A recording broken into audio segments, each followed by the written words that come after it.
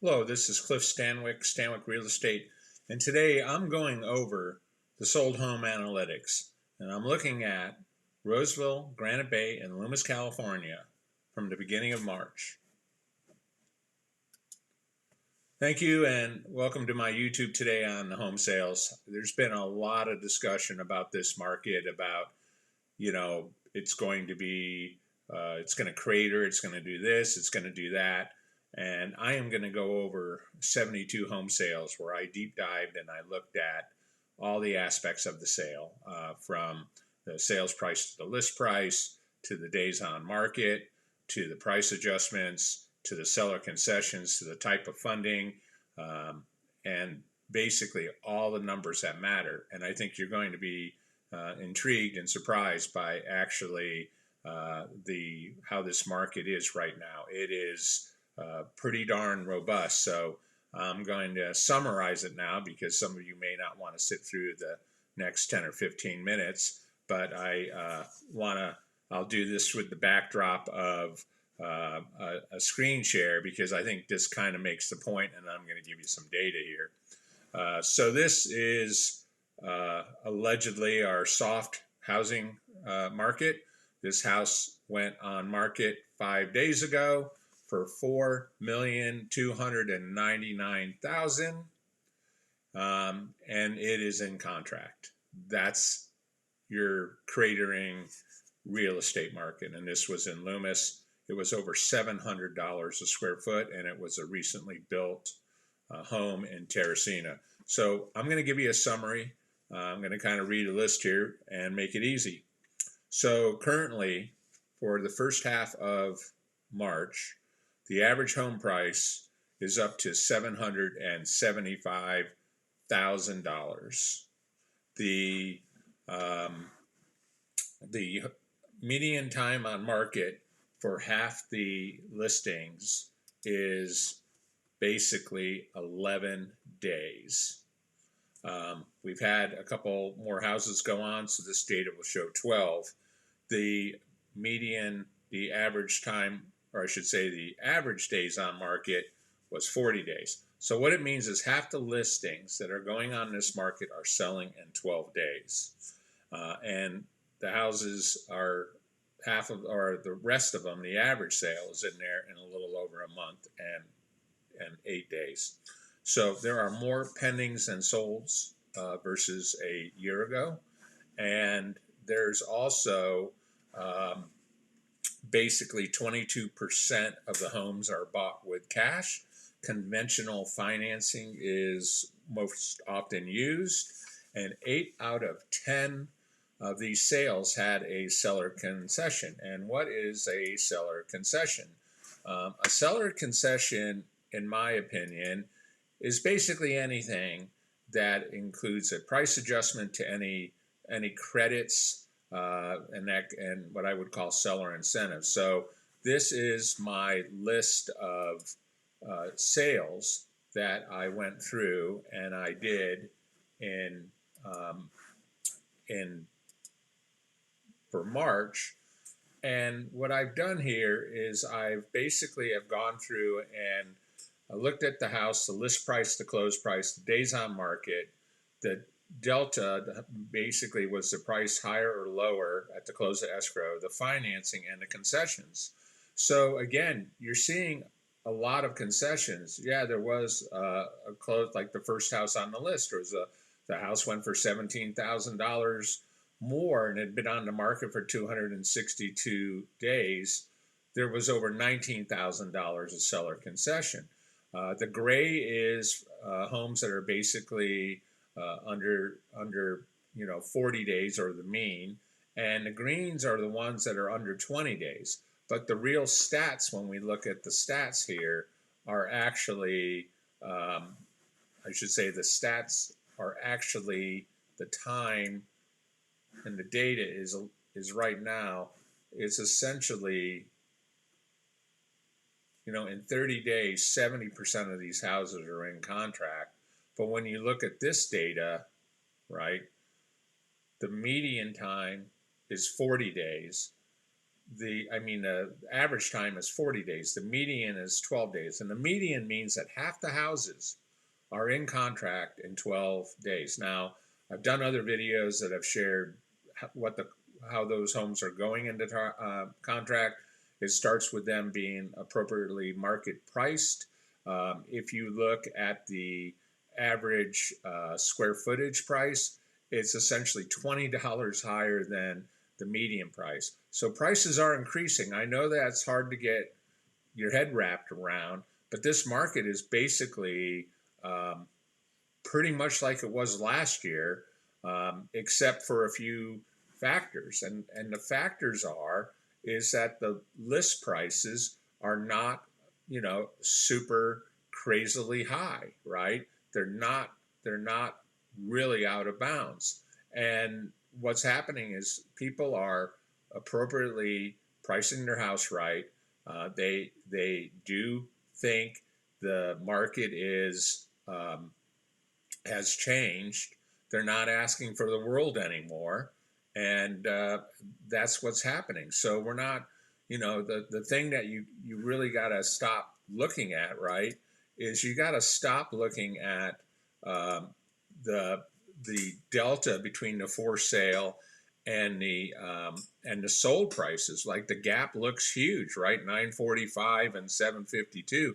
What you have to look at is you have to look at what was happening when the interest rates went sky high. The prices basically went from around 840-ish, 850-ish, and it went down to 750-ish. And that's just a reflection of buying power that buyers lost. It really had nothing to do with the houses themselves not selling. It had to do with every 1% that a house goes up, you lose 10% of your buying power. So if you were at 750 and you could buy a house at 750 and the rates went up 1%, then you lost $75,000 of your buying power. So what has really happened here is the prices are still high, because when houses are sold, it really comes down to your payment. And how are those payments being made?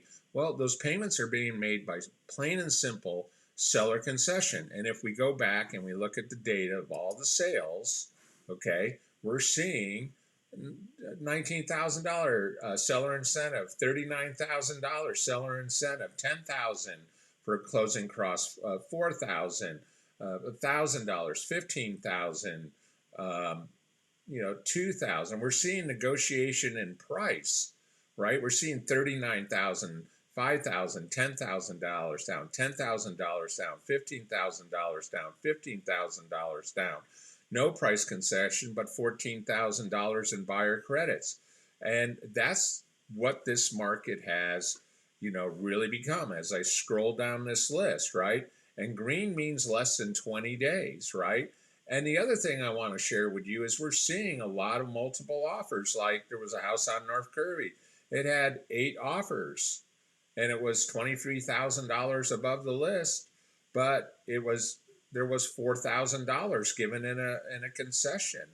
There was 4 offers on another house in Evening Star, and it was a new construction, and there was $39,000 worth of incentives.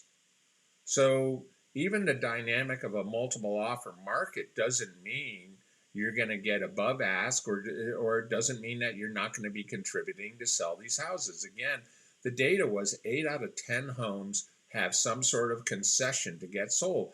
A price reduction is a concession, right?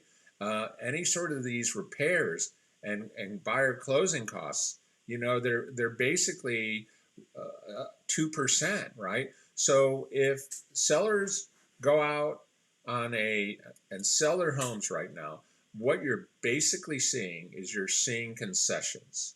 You're seeing concessions to the sky high asking prices, and people are pricing their houses down. And you're also seeing them basically, even if they're getting multiple offers, there's still concessions. If repairs come up, they're giving a credit, or they're making the repairs. We're even seeing some agents chip in commission to make these deals fly. there's in this data sheet I have, there's one of them there. There's basically there was one agent that bought a house, and there was another agent here that basically threw in $6,000 from the buyer's agent, right? So that's the market, right? And again, the market is moving quickly. And so I've done another video on this. You know, the questions really come down to is sellers, what are you waiting for? Because I can also share with you, there's homes that have been on the market 113 days, like one in Sun City here. And it was on Hart Rose, and there was no concessions on the price, but there was concessions to get it sold, and it was 113 days on the market. There was another house that was 159 days in Sun City, and it was cash, and there was actually two offers, and they took $42,000 off the list price, right? So that's our new market. The market, as I summarized it, is pretty much reasonable, market adjusted list prices, homes in great shape, and then concessions made to get them closed. And that's either helping the financing or making repairs. And gone also, and I did review this, were seller rentbacks, as is sales, basically vacant houses sold fast. That's our new market. And I've done a couple other videos talking about how to get your house ready for sale and also discussing how homes are selling. And it really starts with a really accurate market value, not what you think the house is worth, but comparing it really to the location, the amenities, the qualities, the condition, the relative sales in the area, especially in your neighborhood, and then going out with that right price. And then you have to be committed to doing the deal when you get what's out there, because what is really true about this market is these people aren't revisiting you when homes are going in contract in 11 days. If your house doesn't sell in 20 days, you missed it. You made a mistake somewhere. It's either you're not offering concessions, you either overpriced the house, but you missed, right? So if I can help you with the market value of your house, or share with you how I'm seeing buyers be successful buying a house, reach out to me. And if you think something like this video is helpful, and I would love you to like my Facebook page at Cliff Stanwick Real Estate.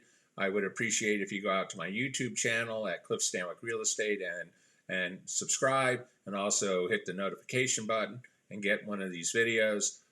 Planning on doing a lot more content related to what agents' roles are, buyers and sellers, and selling real estate, and how we're supposed to do it, and what you should get when you hire an agent. With that, I want to thank you for your time today. The housing market is not what everyone is telling you. It's very specific to where you're shopping and where you want to buy and where you want to sell. So when you have these people pontificating about what this market is, it's not being done like I'm doing it. I'm talking about Roseville. I'm talking about Granite Bay.